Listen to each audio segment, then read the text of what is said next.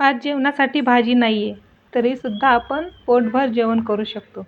Hello friend, कसे आहात सगळे? श्री स्वामी समर्थ सगळ्यांना. आज आपण बनवणार आहोत लसण चटणी. खायला खूप स्वादिष्ट लागते. हिला राजस्थानी चटणीसुद्धा म्हणतात. एकदा नक्की ट्राय करा. चला तर आपण बनवायला सुरुवात करूया. इथे मी लसण घेतलेला आहे. हा आपण फोडूया. फोडून घ्यायचा आहे. आता अशा प्रकारे आपण फोडून घेऊया आणि चाकूच्या साहाय्याने आपण हा सोलून घेऊया. नखाने जास्त नका सोलू. थंडीमध्ये तर खूपच जास्त दुखतं, नखे दुखतात. एवढा सगळा लसूण सोलायचा म्हटल्यानंतर नख खूप दुखतात. त्यासाठी तुम्ही अशा प्रकारे चाकूच्या साहाय्याने लसूण सोलून घेऊ शकता. हा बघा, बघू शकता तुम्ही. असा मी या लसूण एवढा सोलून घेतलेला आहे. आता आपण हे मिक्सरमध्ये बारीक करून घेणार आहोत.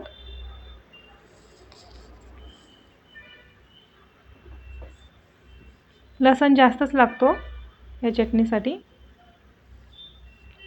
आता आपण थोडेसे जिरे टाकूया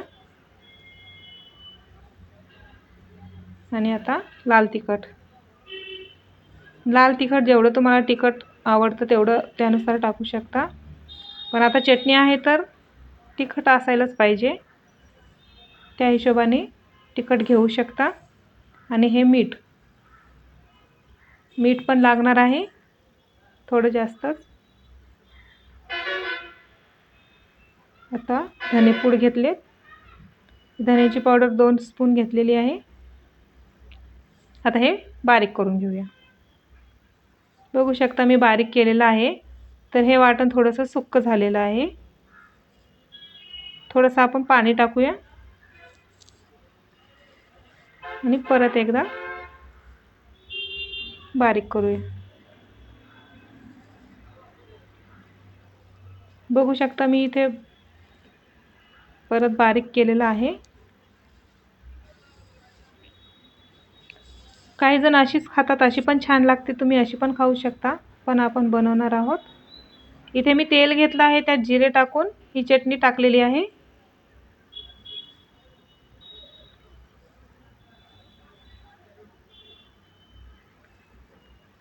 छान हलवून घेऊया.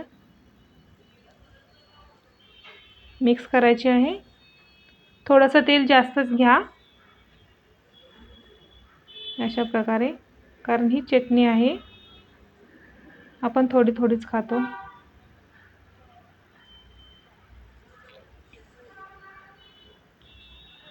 थोडंसं त्याचा ओलसरपणा सुकेपर्यंत आपल्याला ठेवायचा आहे.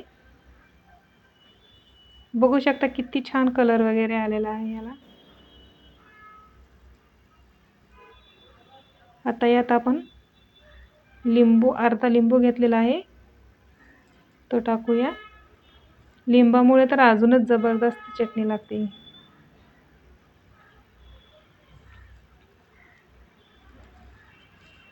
फ्रेंड्स, घरात आपल्या कधी कधी भाजी संपली वगैरे तर आपण ही चटणी घरात असल्यावर आपण पोटभर जेवण करू शकता, याची माझी खात्री आहे पूर्णपणे. बघू शकता तुम्ही कशा प्रकारे झालेली आहे आपली चटणी.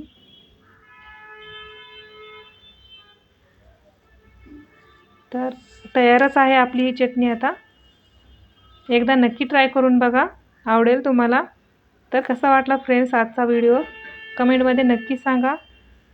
व्हिडिओ आवडला असल्यास लाईक, शेअर, सबस्क्राईब नक्की करा.